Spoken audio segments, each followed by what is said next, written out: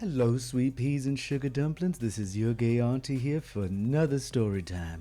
I'm so glad to have you here, and we're here for another chilling tale by H.P. Lovecraft called The Terrible Old Man.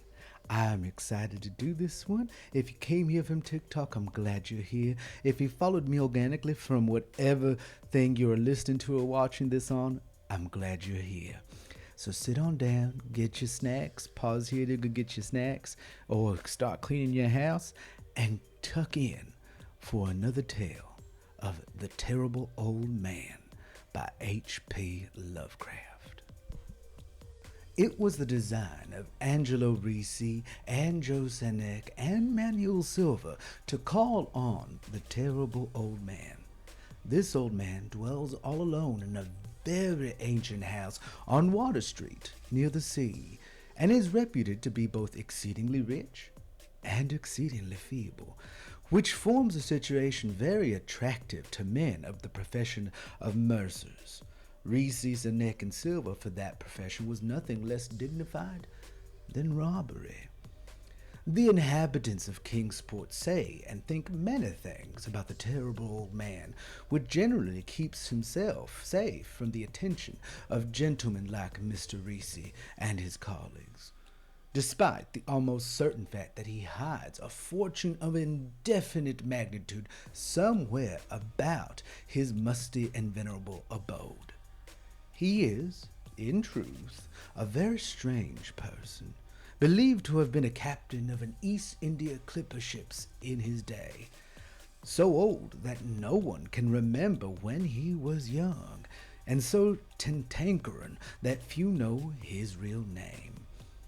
Among the gnarled trees in the front yard of his aged and neglected place, he maintains a strange collection of large stones, oddly grouped and painted so that they resemble the idols in some obscure Eastern temple. This collection frightens away most of the small boys who love to taunt the terrible old man about his long white hair and beard, or to break the small paned windows of his dwelling with wicked missiles. But there are other things which frighten the older and more curious folk, who sometimes steal up to the house to peer in through the dusty window panes.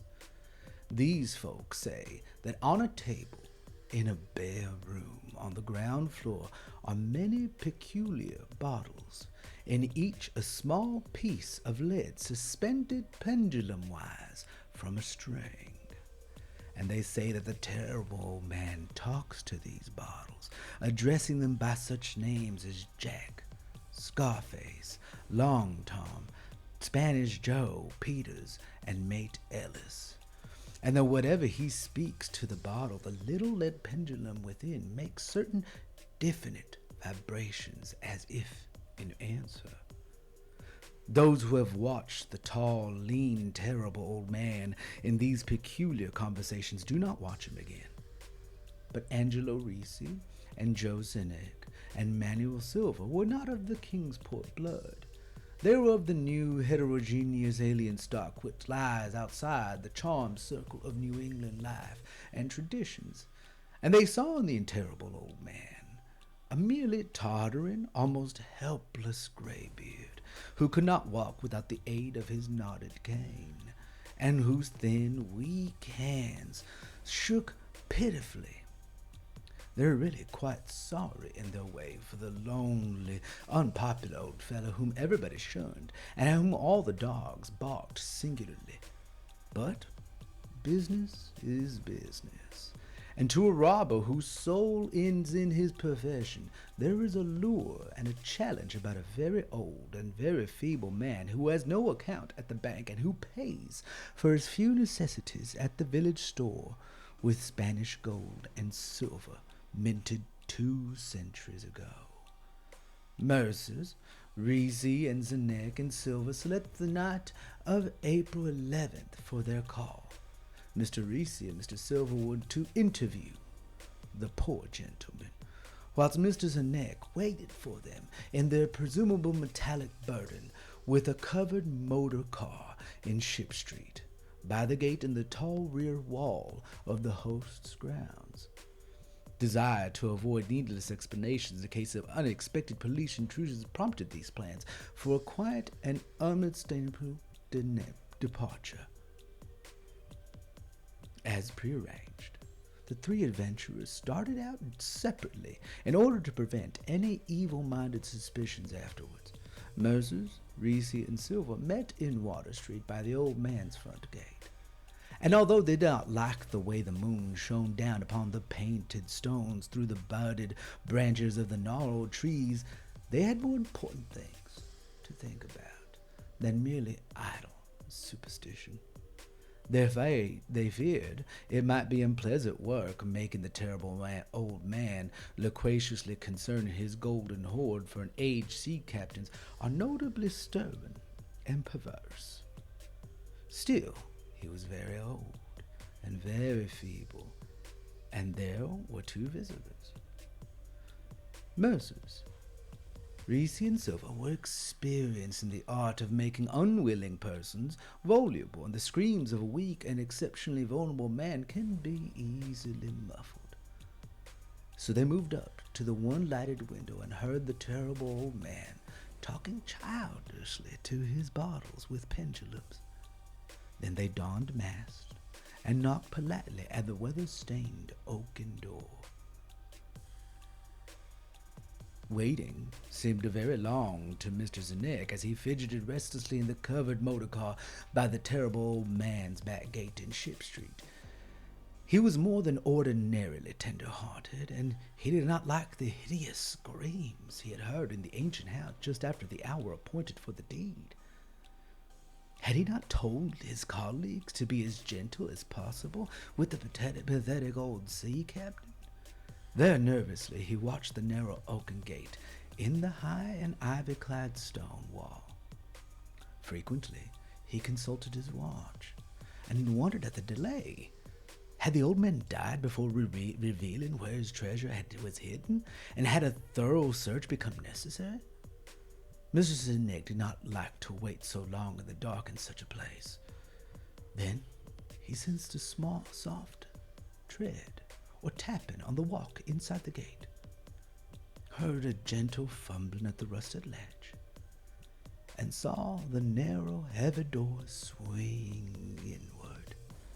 And in the pallid glow of the single dim street lamp, he strained his eye to see what his colleagues had brought out of its sinister house, which loomed so close behind.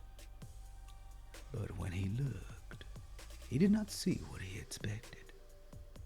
For his colleagues were not there at all, but only the terrible old man leaning quietly on his knotted cane and smiling hideously. Mr. Zenek had never before noticed the color of the man's eyes. Now he saw that they were yellow. Little things make considerable excitement in little towns, which is the reason that Kingsport people talked all that spring and summer about the three unidentifiable bodies horribly slashed as with any cutlasses, and horribly mangled as by tread of many cruel boot heels, which the tide had washed in. And some people even spoke of things as trivial as the deserted motor car found on Ship Street, or certain especially inhuman cries, probably of stray animal or migratory bird heard in the night by wakeful citizens. But in the idle village gossip, the terrible old man took no interest at all. He was by nature reserved, and when one is aged and feeble, one's reserve is doubly strong. Besides, so ancient a sea captain must have witnessed scores of things much more stirring in far-off days in his unremembered youth.